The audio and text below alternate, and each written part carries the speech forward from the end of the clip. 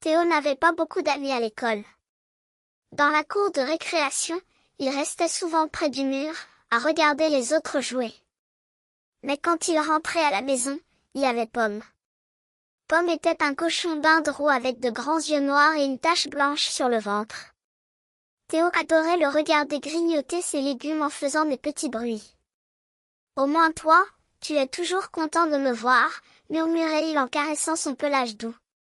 Un mercredi soir, alors que Théo lui donnait des bâtonnets de carottes, il entendit une petite voix aiguë. « Pourquoi les poissons n'aiment pas jouer au tennis ? » « Parce qu'ils ont peur du filet. » Cui cui cui. Théo faillit lâcher la carotte. Il regarda partout dans sa chambre. Personne. Qu'est-ce qu'un crocodile qui surveille une école? Un directeur. La voix venait de la cage. Pomme le fixait avec ses yeux brillants, la bouche pleine de carottes. « C'est toi qui parles, » balbutia Théo, les yeux ronds comme des billes. « Pourquoi les plongeurs plongent toujours en arrière? » « Parce que sinon ils tombent dans le bateau. »« Cui cui » fit Pomme en sautillant. Théo était stupéfait. Son cochon d'Inde parlait. C'était incroyable. Il courut chercher un cahier pour noter toutes les blagues. Le lendemain matin, Théo se précipita vers la cage. « Pomme, raconte-moi d'autres blagues. Comment appelle-t-on un chat tombé dans un pot de peinture le jour de Noël? » « Un chapin de Noël », répondit Pomme aussitôt. Théo riait. C'était merveilleux. Pendant toute la semaine, dès qu'il rentrait de l'école, il écoutait les blagues de Pomme.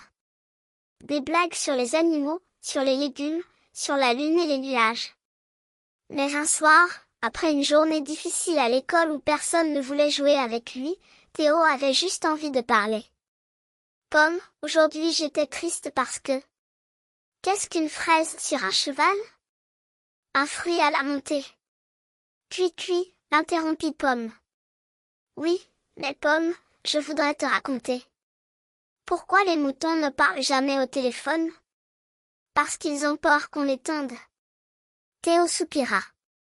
Les blagues étaient drôles, mais ce soir, il avait besoin d'autre chose. Il s'assit devant la cage et regarda Pomme dans les yeux. « Pomme, » dit-il doucement, « tu n'es pas obligé de toujours raconter des blagues. Tu peux juste me parler normalement. Tu peux me dire ce que tu penses, ce que tu ressens. » Pomme s'arrêta de grignoter. Ses petites oreilles se baissèrent. Il y eut un long silence. Puis, d'une toute petite voix, Pomme murmura, « Je croyais qu'on m'aimait seulement quand je faisais rire. Avant, dans l'animalerie, personne ne me regardait. Mais un jour, j'ai raconté une blague, et tout le monde a ri. Alors j'ai pensé que c'était la seule façon d'être aimé. » Les yeux de Théo s'embuèrent. Il ouvrit délicatement la cage et prit Pomme dans ses mains. « Moi aussi, » dit Théo, « je croyais qu'il fallait être drôle ou fort pour avoir des amis. Mais tu sais quoi?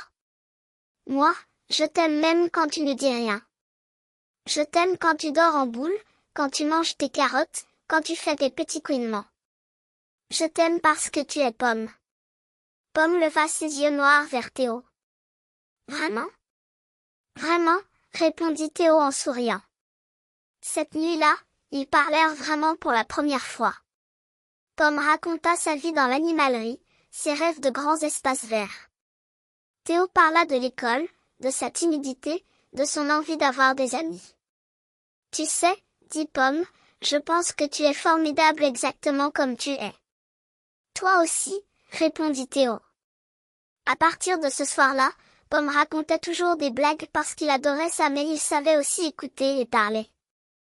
Et Théo comprit qu'être soi-même, c'était suffisant pour être aimé. Et de temps en temps, quand même, Pomme demandait, « Tu veux que je te raconte celle du pingouin qui entre dans un bar ?» Et Théo éclatait de rire.